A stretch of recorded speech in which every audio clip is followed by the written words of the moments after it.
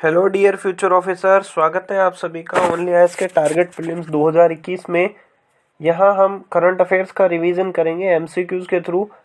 आप only IAS का Telegram channel only IAS nothing else के नाम से अवेलेबल है, उसे ज्वाइन कर सकते हैं। वहाँ पे आपको यूपीएससी और स्टेट पीसीएस से रिलेटेड रिक्विजिट मटेरियल और गाइडेंस वगैरह सब मिल जाएंगी। ठीक है, आप 2021 प्रीलिम्स के लिए प्लेलिस्ट से जाके इम्पोर्टेंट कोर्सेज हैं like constitutional bodies, non constitutional bodies, economic survey, historical events, ठीक है, इन सब को भी आप मैपिंग सीरीज़, इन सब को भी आप जो है वो यूट्यूब के प्लेलिस्ट से देख सकते हैं।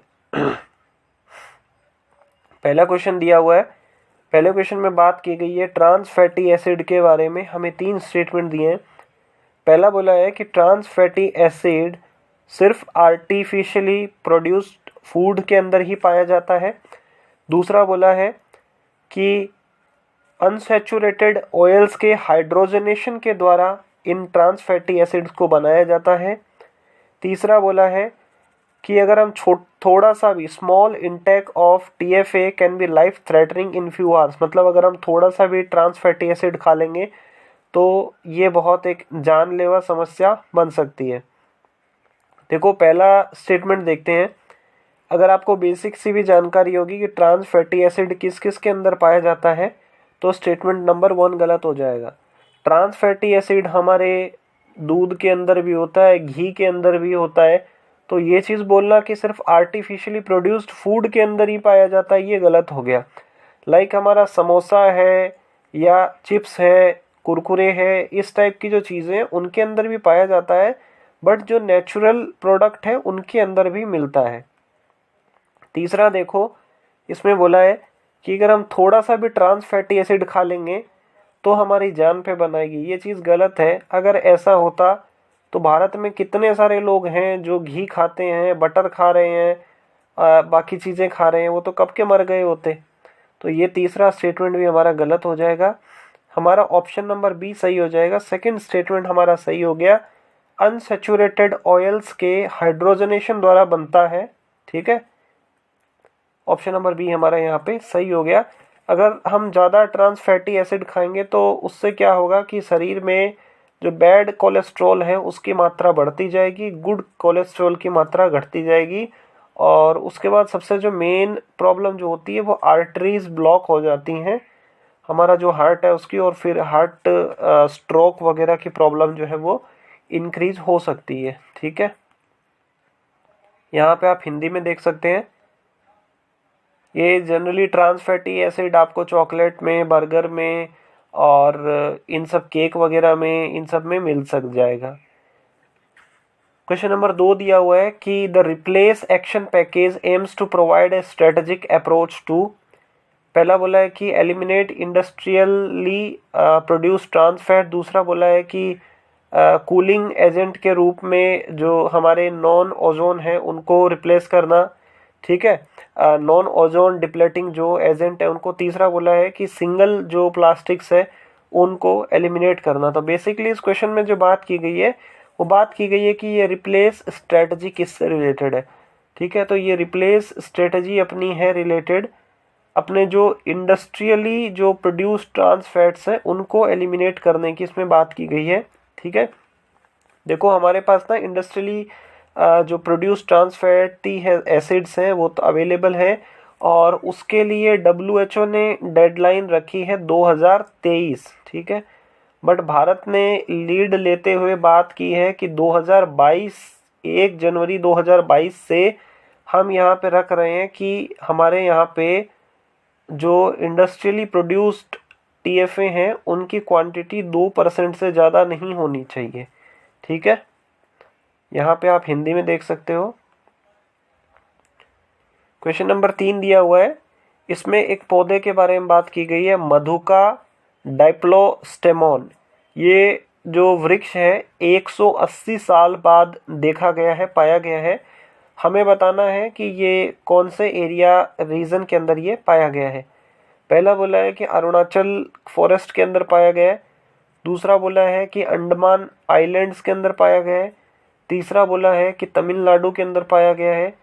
चौथा बोला है कि कोल्लाम सेक्रेड ग्रोव्स के अंदर ये मिला है। देखो कोल्लाम जो है वो केरला के अंदर है, ठीक है। अब देखो ये मधुका डाइप्लोस्टेमोन जो ये पौधा है या वृक्ष है 180 साल बाद मिला है। इसको इससे पहले 1835 के अंदर उस समय एक ब्रिटिश बॉटनिस्ट थे, उन्होंने देखा था। और उसके बाद ये अभी लगभग 180 सालों के बाद अभी कोल्लाम के अंदर एक मंदिर है, उस मंदिर के पास में ये वृक्ष जो है वो मिला है, ठीक है। तो बस ये इतना ही है इसके बारे में। क्वेश्चन नंबर 4 में दिया है कि कौन कौन सी कंट्रीज एड्रियाटिक सी को टच करती है। Bosnia and Herzegovina, Montenegro, Serbia, Hungary. अगर आप यूरोप का मैप देखते हैं या आप ऐसी कंट्रीज़ के मैप देखते हैं जो किसी मेन सी या ओशियन के टच करती है, तो आपको आइडिया होगा कि एड्रियाटिक सी के पास में हंगरी नहीं है, हंगरी ऊपर है थोड़ा सा, ठीक है। थोड़ा सा अगर आप और आइडिया लगाओगे तो आपको ये भी आइडिया होगा कि सर्बिया भी नहीं है, वहाँ पे टच होता है एड्रियाटिक सी के। बोस्निया एंड हर्जेगोविना टच होता है, मोंटेनेग्रो भी टच होता है। ऑप्शन नंबर ए हमारा यहाँ पे सही हो जाएगा, ठीक है। अगर हम यहाँ पे देखें तो अपना हंगरी जो है वो ऊपर आता है, ठीक है। सर्बिया हमारा यहाँ पे आता है, तो ये भी नहीं हो रहा है, ये हमारा एड्रियाटिक सी है। इटली टच करता है, स्लोवेनिया टच करता है, क्रोएशिया टच करता है, बोस्निया एंड हर्जेगोविना टच करता है, ये मोंटेनेग्रो टच करता है, ठीक है। तो ये देखना है कि सर्बिया एंड हंगरी जो है वो एड्रियाटिक सी को टच नहीं करते हैं। क्वेश्चन नंबर 5 दिया हुआ है, ग्लोबल हंगर इंडेक्स के बारे में दिया हुआ है। ग्लोबल हंगर इंडेक्स 2020 के बारे में दिया हुआ है। कौन कौन से स्टेटमेंट्स हमारे करेक्ट है। देखो पहला स्टेटमेंट बोल रहा है कि इस इंडेक्स को एनुअली रिलीज किया जाता है FAO के द्वारा, फूड एंड एग्रीकल्चर ऑर्गेनाइजेशन के द्वारा। दूसरा इसमें बोला है कि इसमें कंट्रीज को रैंक किया जाता है 0 से 100 पॉइंट के बीच में, ठीक है। और 100 का मतलब होता है बेस्ट, 0 का मतलब होता है वर्स्ट, ठीक है। तीसरा बोला है कि India has the highest prevalence of wasted children under 5 year in the world. देखो वेस्टेड का मतलब होता है कि जितनी हाइट है ना उससे कम आपका वेट है, ठीक है। तो इसका मतलब होता है वेस्ट।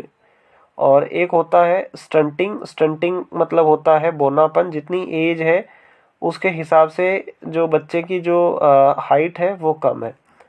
देखो अगर आपको ग्लोबल हंगर इंडेक्स के बारे में बेसिक सी भी जानकारी होगी तो आप पहला स्टेटमेंट गलत कर दोगे, क्योंकि ये देखो FAO इसको रिलीज नहीं करता है, ठीक है। अगर हम पहला स्टेटमेंट गलत कर देते हैं तो हमारा ऑप्शन नंबर ए और ऑप्शन नंबर डी जो है वो कैंसिल आउट हो जाता है, ठीक है। अब देखो GHI के अंदर 0 से 100 पॉइंट दिए जाते हैं और 100 पॉइंट का मतलब होता है कि वहाँ पे एक्यूट हंगर है, मतलब वहाँ पे बहुत ज़्यादा भूखमरी है। 0 का मतलब होता है कि नाम मात्र की भूखमरी है। तो सेकंड स्टेटमेंट जो दिया हुआ है वो सिर्फ पार्शियली ही करेक्ट है, बाकी जो बचा हुआ है कि 0 सबसे बेस्ट है और 100 सबसे बेस्ट है और 0 सबसे ख़राब है, ये स्टेटमेंट गलत है क्योंकि ये उल्टा दिया हुआ है। सेकंड भी हमारा गलत हो गया, बचा क्या हमारे पास ऑप्शन नंबर सी यानी कि तीसरा, ठीक है। इसको रिलीज़ कौन करता है, कंसर्न वर्ल्ड लाइफ और वर्ल्ड हंगर लाइफ, ये 2 NGOs हैं, इनको रिलीज़ करते हैं। 100 पॉइंट पे इसकी रैंकिंग होती है। 0 का मतलब होता है कोई भी हंगर नहीं है और 100 का मतलब होता है एक्यूट हंगर है, मतलब लगभग भूखमरी है। 2020 में जब रैंकिंग की गई तो लगभग 17 कंट्रियां जो है वो टॉप पे रही थी और सबसे ख़राब हालत जो रही है वो चाड की रही है, CHAD, इसको शायद चाड ही प्रोनाउंस किया जाता है। तो इसकी हालत सबसे खस्ता रही है, ठीक है। तो ये थोड़ा सा हमें जानकारी होनी चाहिए इसके बारे में। यहाँ पे आप देख सकते हो इंग्लिश में डिटेल और हिंदी के अंदर आप यहाँ से डिटेल देख सकते हो इसकी। आज आपको ये बताना है कि जो कैस्पियन सागर है उसके आसपास में कौन सी कंट्रीज़ है या कैस्पियन सागर को कौन सी कंट्रीज जो है वो बॉर्डर करती हैं, ठीक है। आज आपकी परफॉर्मेंस कैसी रही कितने सही हुए कितने गलत हुए आप ज़रूर बताइएगा।